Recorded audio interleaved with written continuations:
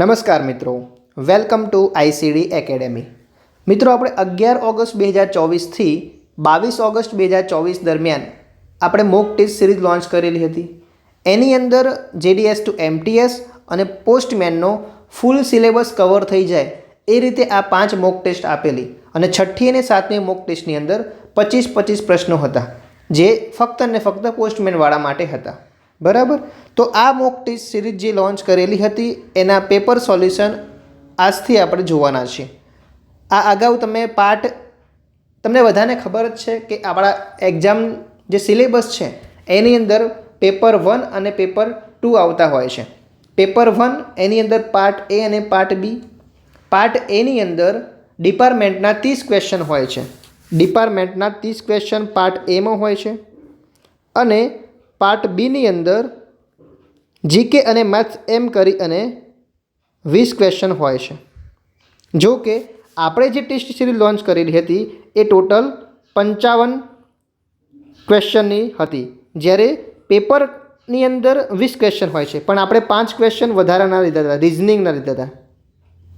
કારણ ગઈ વખતે એમટીએસ એક્ઝામની અંદર રિઝનિંગના 2-3 ક્વેશ્ચન પૂછાઈ લીધા હતા, એટલે આપણે બધા જ ટેસ્ટની અંદર 5 રિઝનિંગના પ્રશ્નો પણ એડ કરેલા છે। બરાબર, તો પણ આપણે ટાઈમ તો 1 કલાકનો જ રાખેલો છે।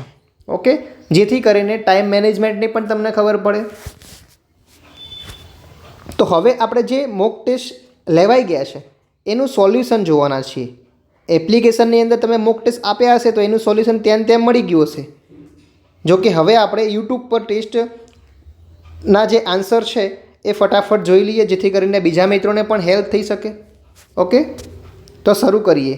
તમે પાર્ટ એના જે પેપર સોલ્યુશન છે એના વિડીયો ઓલરેડી યુટ્યુબ પર મુકાઈ ગયેલા છે, એ તમે જોઈ લીધા હશે। હવે આપણે પાર્ટ બીના વિડીયો જોઈએ છીએ, અને જે મિત્રોને મટીરિયલ જોઈએ છે એ અમારું ટેલિગ્રામ જોઈન કરી લે।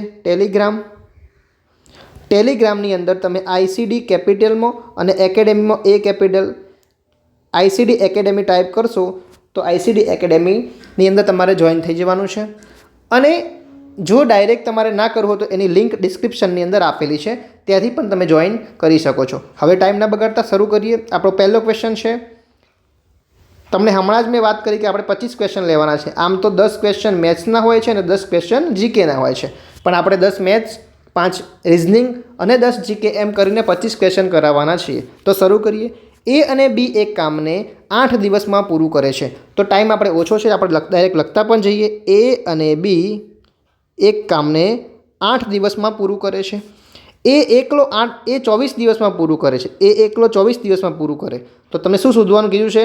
બી એકલો કેટલા દિવસમાં એ કામ પૂરું કરી શકે છે? આપણે આવા ક્વેશ્ચન જોયા છે।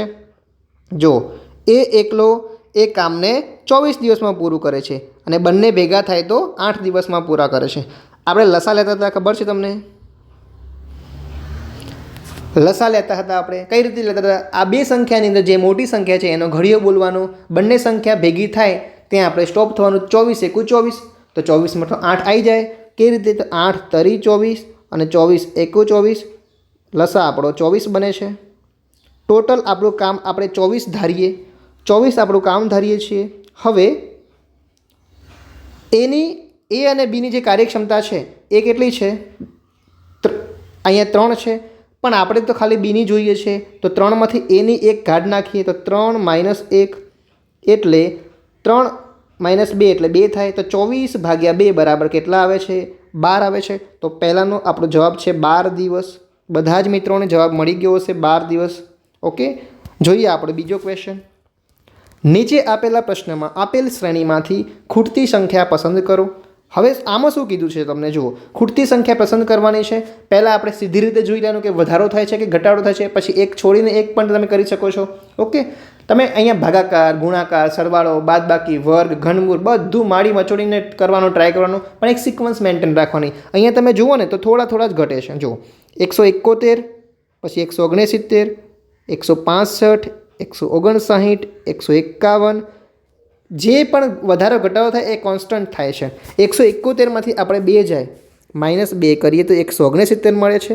એમાંથી -4 કરીએ તો 165 મળે છે। એમાંથી -6 કરીએ તો 159 મળે છે। એમાંથી -8 કરી તો 151 મળે છે. તો હવે -10 કરવા પડશે.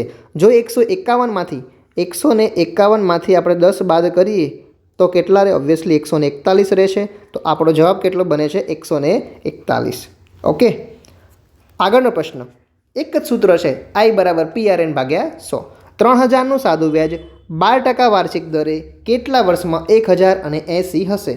આમાં શું કરશું આપણે? 1080 હોય તો એના માટે આપણે એક જ સૂત્ર છે, I = PRN ભાગ્યા 100.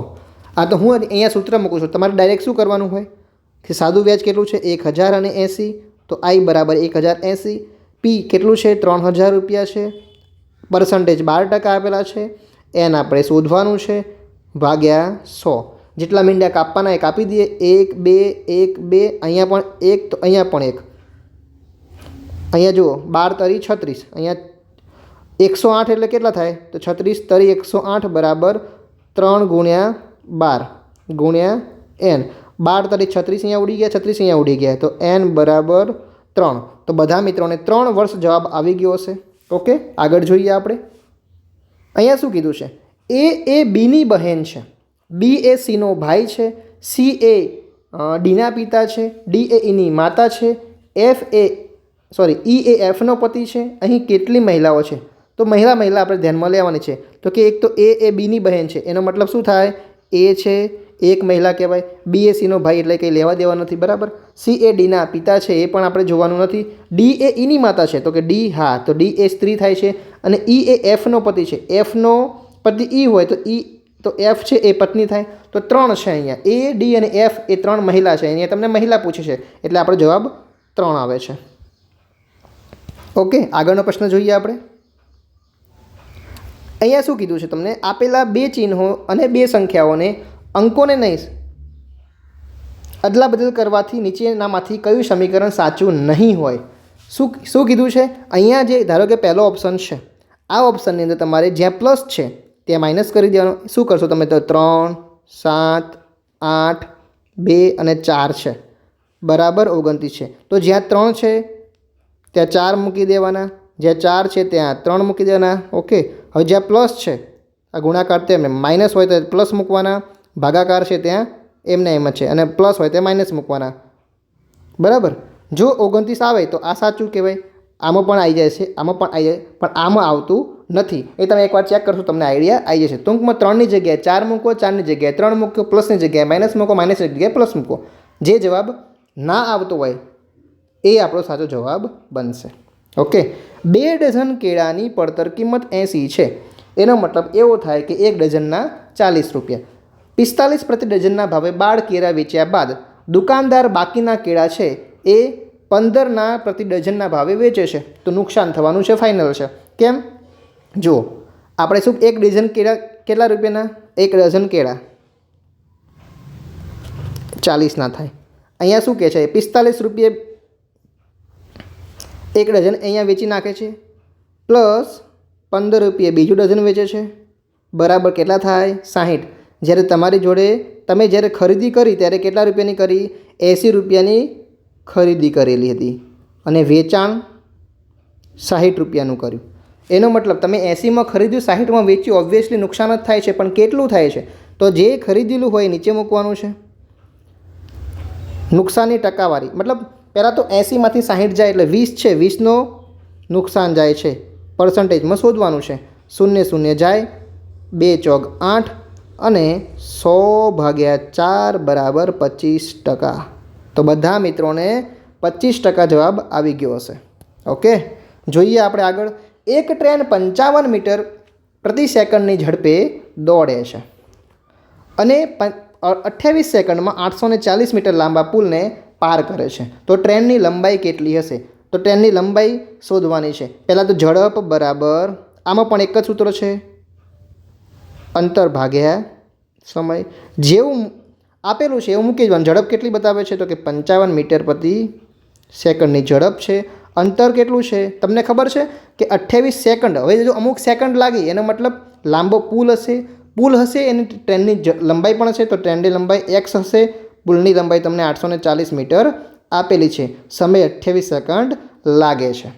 ઓકે, 28ને આપણે આ બાદ લઈ જવાય? તો કે હા. તો કે 28 ગુણ્યા 55 બરાબર x પ્લસ 840. તમે 28 ગુણ્યા 55 કરો તો કેટલા થાય છે? તો ટ્રાય કરો તો 28 ગુણ્યા 55 તમારા થાય 1540. કેટલા થાય? 1540 થાય છે. એમાંથી હજી તમે 840 આ બાજુ છે, આ 840 આ બાજુ લઈ જાઓ તો માઇનસ થઈ જાય. તો કે હા માઇનસ બરાબર એક્સ, અને એક્સ એ તો ટ્રેનની લંબાઈ છે. તો 1540માંથી 840 જાય એટલે કેટલા બચશે? 700. બરાબર. તો 700 વાળો જવાબ અહીંયા છે. તો 700 મીટર આપણો જવાબ આવે છે. ઓકે. શું કહે છે? પવનની 5 દિવસની સરેરાશ બચત 300 છે. પવન છે એની 7 દિવસની કે 5 દિવસની છે. 5 દિવસની સરેરાશ કેટલી છે?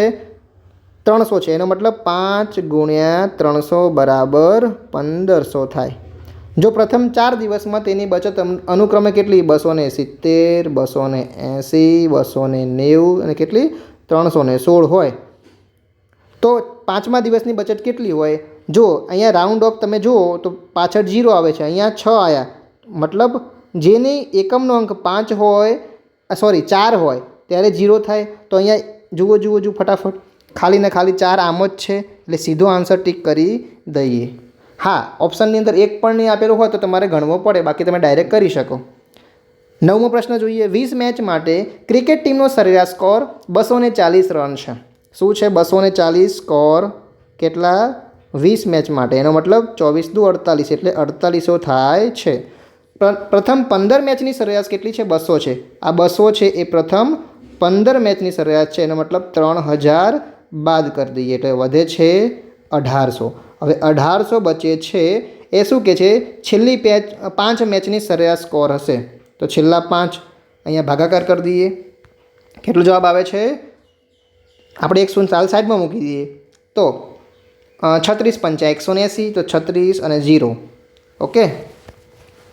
અહીંયા જવાબ 360 બને છે. તમારે પણ 360 જવાબ બની ગયો હશે. ચલો.